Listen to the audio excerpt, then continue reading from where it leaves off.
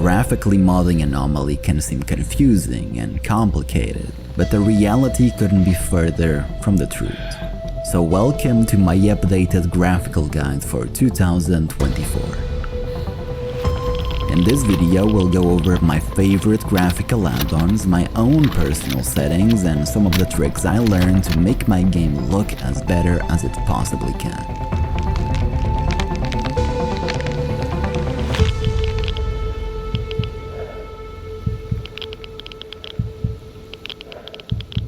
Now that we know how our game is gonna look like, let's talk about some important things before we begin.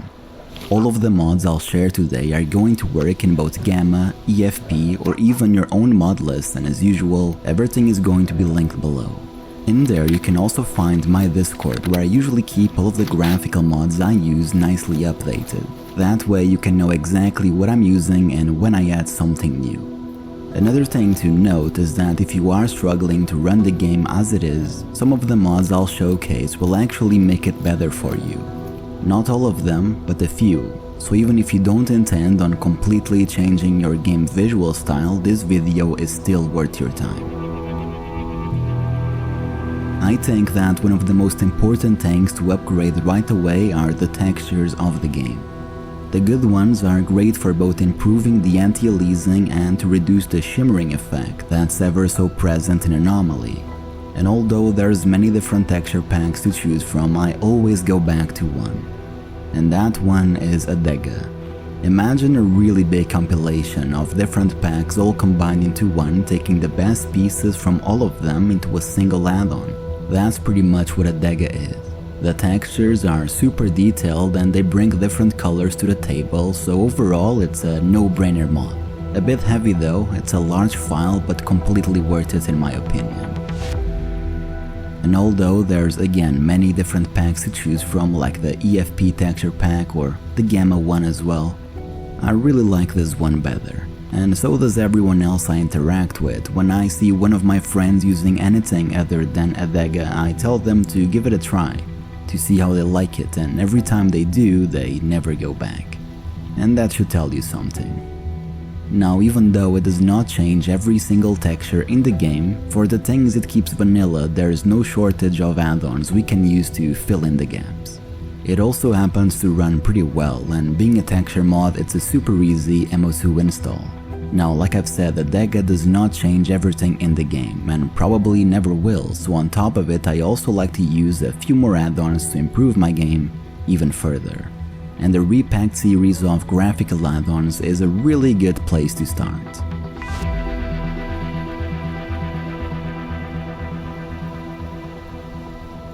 Mostly focusing on smaller details, this somewhat new add-on series gives you some really impressive results. So I always keep an eye on for new add-ons coming out from this modder. One of the mods I use is the Repack Doors add-on. It's very simple, and as the name says, it affects most of the doors in the game with new and upscaled 4K textures that include minor but worthwhile changes. And in my opinion, they look amazing. I also like to use the repacked glasses and windows. Once again, it's a 4K remaster, and in this case it actually adds some new details like algae and moss, which further helps to improve the abandoned derelict look that I'm always trying to achieve. And there is plenty of different add-ons from the repacked series, like the 4K barbed wire, which actually looks a lot better for it, and perhaps the most useful one, the 16K PDA. With this add-on you can actually zoom in and see what's going on. Pretty crazy. Now, if you are interested in downloading any of the Repack series add-ons, I'm going to leave a link down below to the entire collection, and I'll leave another link for the Retune series as well. Retune is a collection of sound mods, and even though they make no graphical changes, sound and visuals kinda go hand to hand.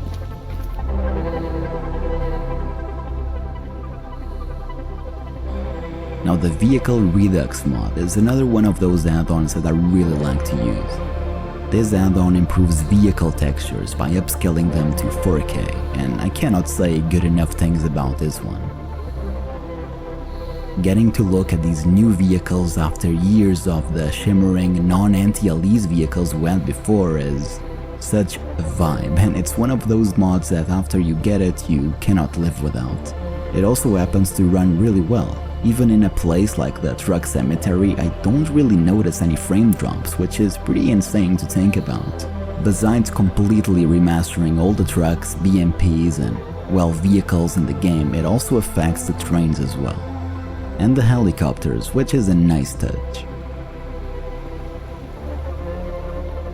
Now, one of the questions I get asked the most is how I managed to have really good anti-aliasing in general.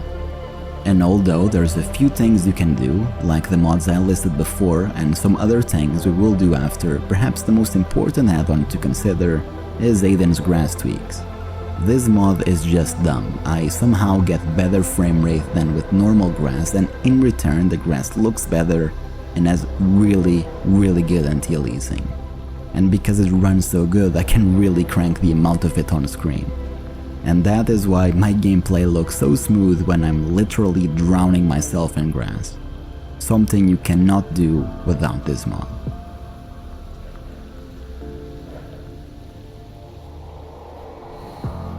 Now, when it comes to models, there is one add-on I keep getting back to, and that one is the KVMAS and Azetrix merge model.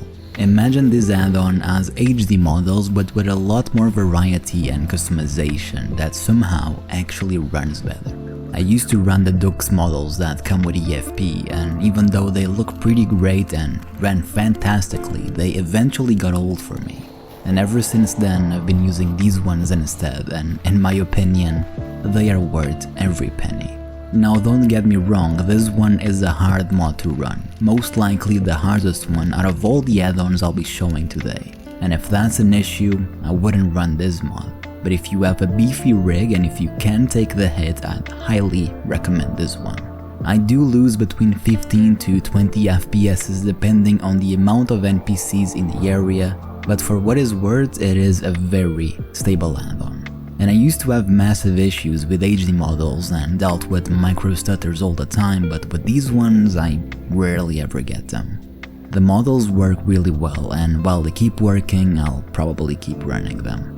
One of the cool things about this mod is access to some vastly detailed hand models, and you might even know what game they come from. However, they don't replace all the hand models in the game, and for that I also use T.H.A.P, which is a hard requirement as well.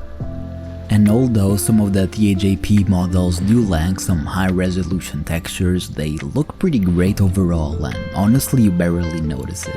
And as usual, there is links below to both the EFP and the Gamma tutorial.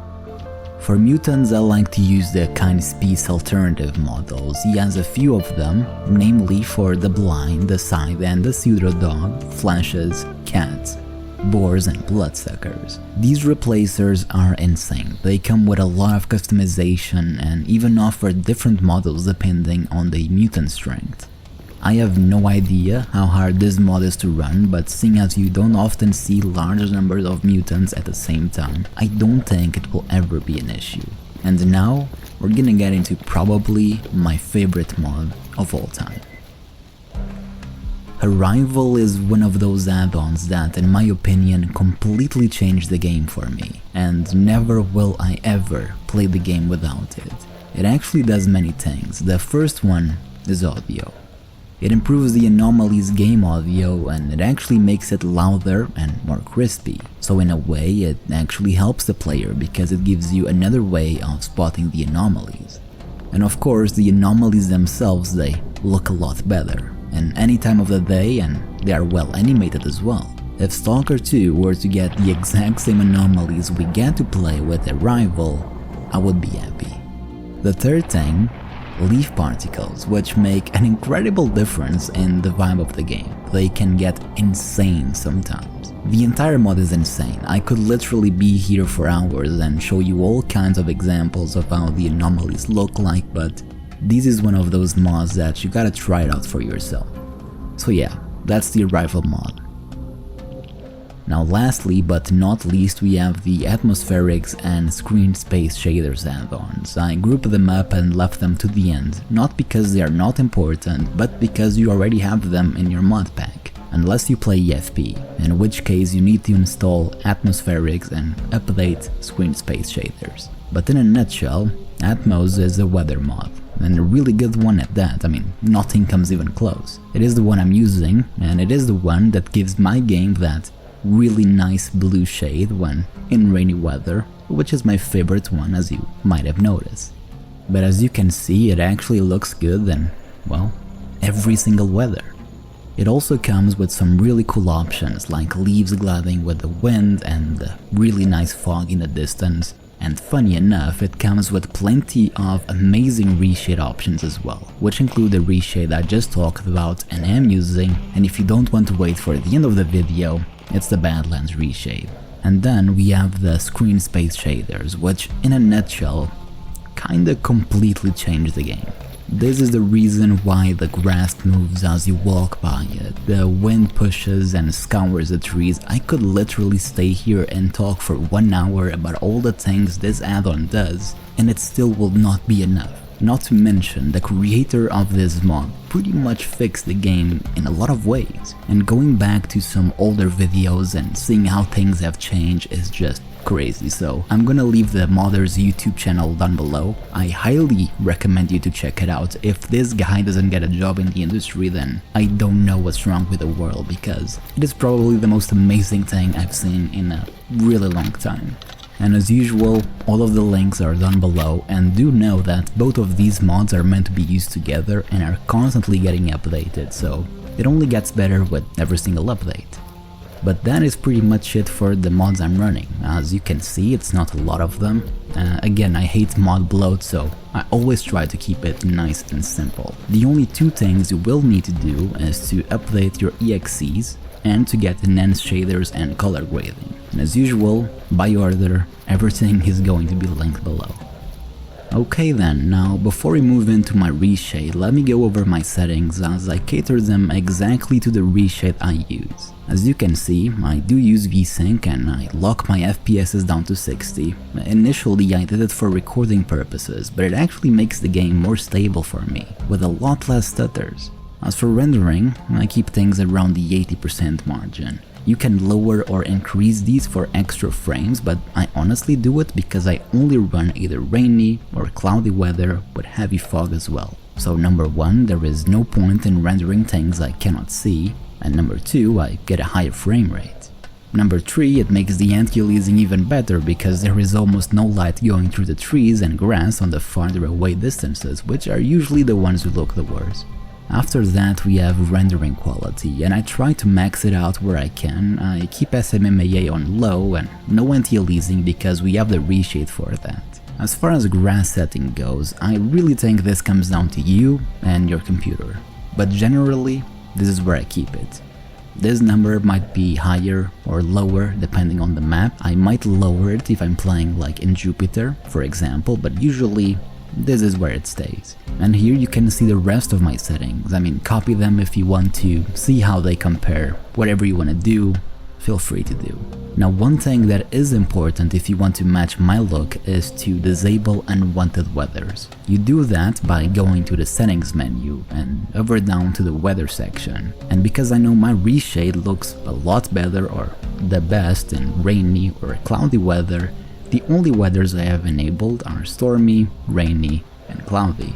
And again, I really like the rain. I love how the rain droplets are in my screen. I think it actually improves the anti-aliasing even more because it kinda hides a little bit of that shimmering. But you might not like that, and it's totally fine. You can even disable that, the rain droplets, in the settings menu right here. As per the reshade I used, like I said, I used the Badlands preset. I really like it because of the bluish tone it gives to the zone, and if you don't think it makes that much of a difference, think again. Yeah, kinda insane.